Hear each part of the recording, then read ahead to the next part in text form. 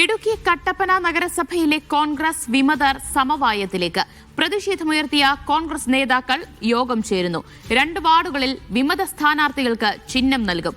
മറ്റിടങ്ങളിലെ സ്ഥാനാർത്ഥികൾ പത്രിക പിൻവലിച്ചേക്കും. ആകെ 22 വാർഡുകളിലാണ് കോൺഗ്രസ് വിമതർ പത്രിക നൽകിയിരുന്നത്. മുഹമ്മദ് ആഷിഖ് വിവരങ്ങൾ നൽകും. ആഷിഖ്, എങ്ങനെയാണ് സമവായത്തിലേക്ക് കാര്യങ്ങൾ പോകുന്നത്?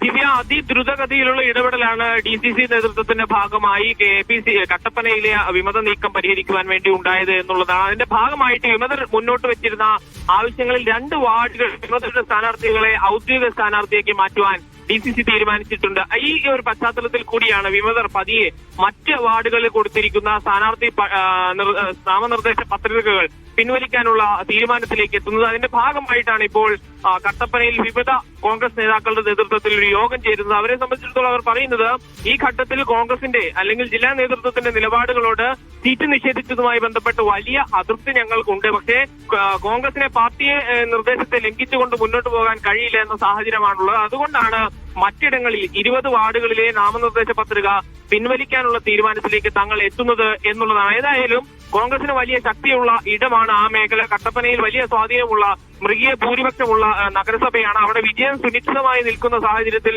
വിമതരുടെ ശല്യം വലിയ തലവേദന സൃഷ്ടിച്ചിരുന്നു. ഈ പശ്ചാത്തലത്തിലാണ് ഈ വിമത പ്രശ്നം ഒഴിവാക്കുവാൻ വേണ്ടിയിട്ടുള്ള ശക്തമായ ഇടപെടൽ KPCCയുടെ നിർദ്ദേശത്തെ തുടർന്ന് DCC നേതൃത്വം ഇടപെട്ട് പരിഹരിക്കാനുള്ള ശ്രമം നടത്തിയത്. അതിന്റെ ഭാഗമായി വിമതർ മുന്നോട്ട് വെച്ച 2 സീറ്റുകൾ 2 വിമത സ്ഥാനാർത്ഥികളെ ഔദ്യോഗിക സ്ഥാനാർത്ഥികളായി നിശ്ചയിക്കാനും ചിഹ്നം നൽകാനുമുള്ള തീരുമാനം എടുത്തിട്ടുണ്ട് എന്നുള്ളതാണ്. മുൻ MLA EM അഗസ്തി അടക്കമുള്ള ആളുകൾ അവിടെ മത്സരിക്കുന്നുണ്ട്.